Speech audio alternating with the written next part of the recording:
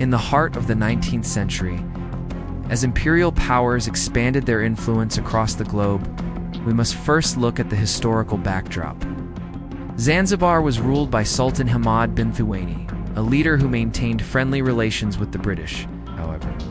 Upon the Sultan's death on August 25, 1896, a power struggle broke out, marking the beginning of a dramatic conflict.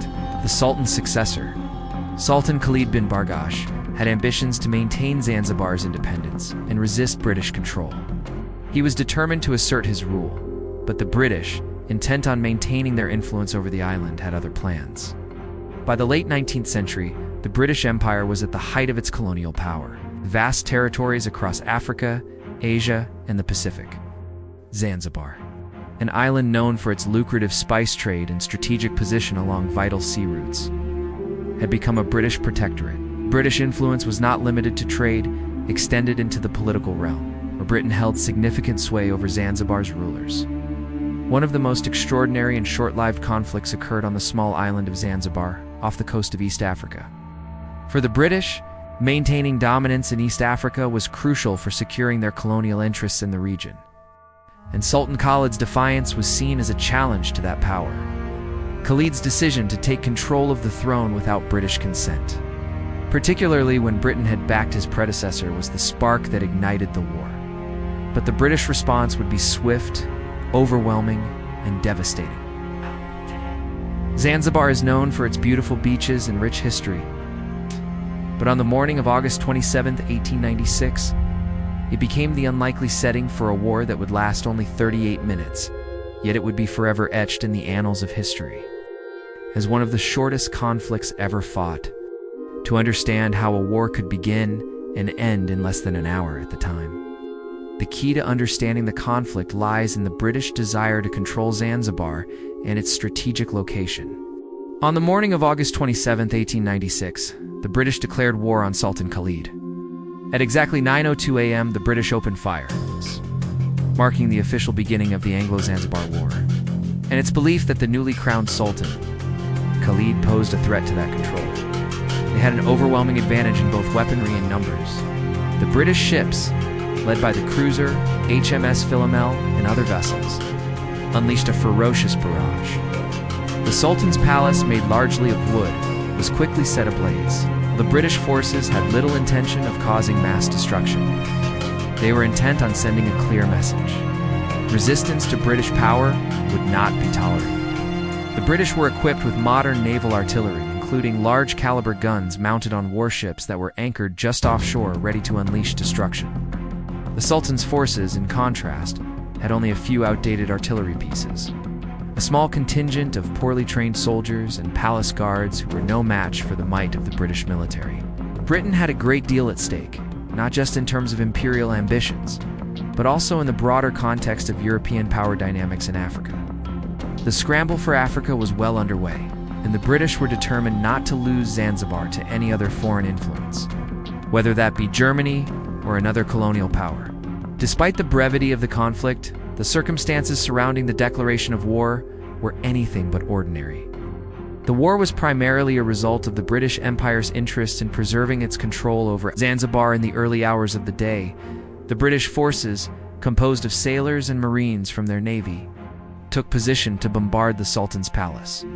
The bombardment began almost immediately, with shells hitting the palace and surrounding buildings. The war was not just a naval bombardment.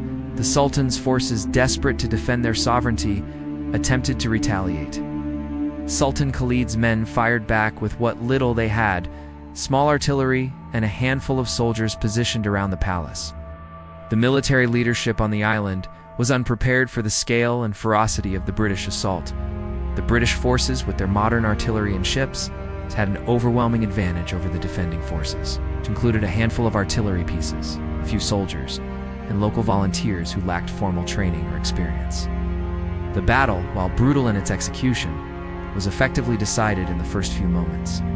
By 9:40 a.m., just 38 minutes after the war had begun, Sultan Khalid's forces had surrendered, and the Sultan himself had fled. The Sultan's army was no match for the well-trained, heavily armed British forces. Despite the attempt to put up a defense, it became immediately clear that the Sultan's forces stood no chance. Within the first few minutes of the bombardment, the palace was in flames, and most of the Sultan's military installations had been decimated. The British forces also engaged in an intense ground assault. At the same time, the British were determined to minimize their own casualties. And so their strategy was not just to overpower, but to break the will of the defending forces through psychological warfare, showing how quickly they could destroy the Sultanate's defenses. What makes the Anglo-Zanzibar War so striking is not just the length of the conflict, but its sheer asymmetry. Though the war lasted only 38 minutes, its aftermath would have lasting implications for the region. Sultan Khalid's defeat marked the end of an independent Zanzibar and the full consolidation of British control over the island. It highlights the tremendous power imbalance that existed between imperial powers and their colonies during the age of European dominance.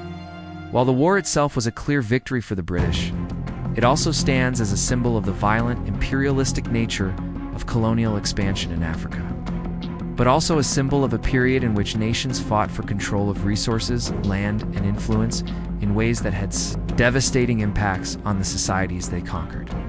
While it lasted only a fraction of an hour, the consequences of this brief conflict were felt for years in the geopolitics of Africa and the history of British colonialism. The war's brevity, 38 minutes, illustrates not only the raw power that Britain wielded during this period, but also the resilience of smaller nations like Zanzibar, which would continue to fight for their independence, even long after such an overwhelming defeat.